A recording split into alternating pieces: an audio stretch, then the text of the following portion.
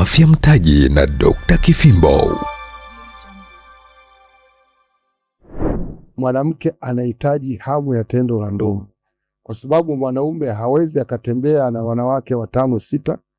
Kwa kweli roho inaweza ikakutoka, lakini mwanamke ana uwezo, ana nguvu. Kwa hiyo tunasema mwanamke anapungukiwa hamu ya tendo ya ndoa. Hamu ya tendo ya ndoa inasababishwa na mambo mengi. Kwanza, kujamiana na mtu ambaye yupo kwenye tatizo la ngiri, ile tumbo kunguruma, kiuno chota. Vile vile hamu ya tendo la ndoa inatokana na mwanamke kutoka majimaji ukeni, mwasho sehemu za siri. Hamu ya tendo la ndoa inaleta magonjwa, inatoa hasa kuweza mtu kutokupata hamu ya tendo la ndoa. Unapokosa hamu ya tendo la ndoa, hata manii uzalishaji wake unakuwa mgumu.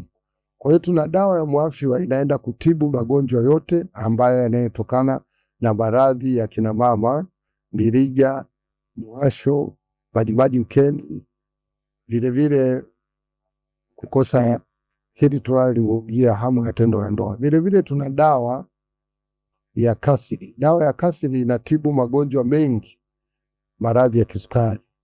Leo tutaelezea tu magonjwa kama kuhabarisha, lakini tutakuja kuyatafsiri magonjwa yote kwa muda ambao tutakaopata. Kila ugonjwa tutaelezea kwa namna yake. Kwa hiyo wale wenye matatizo ya kisukari, iko dawa ya Mbudi ambayo inatibu sukari haraka zaidi. Tuna dawa ya Zimewa. Zimewa kwa wale watu ambao wenye chunusi, magonjwa mengi kama vile mapunye, mapele, watu wenye matatizo ya kuharibika sura kama wametumia vipodozi, hii dawa inaondoa kwa haraka sana. Hii dawa ya Zimewa inatibu hata magonjwa sugu ya kansa, madonda sugu ambayo haponi kwa mwanadamu. Hii dawa inatibu kwa haraka sana. Dawa hii ya Zimewa inatibu hata sumu ya mwilini kwa mwanadamu, kwa sababu sumu ya kuumwa na nyoka au mdudu wa aina yote, hii dawa, kama umepata matatizo ya kuumwa na mdudu, nyoka, ukipaka hii dawa inaondoa.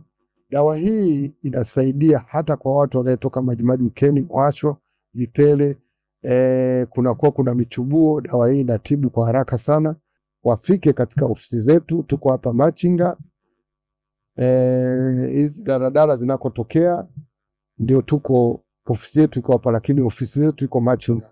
Ukiuliza mtu yote pale Machinga, tunatibu magonjwa haya ya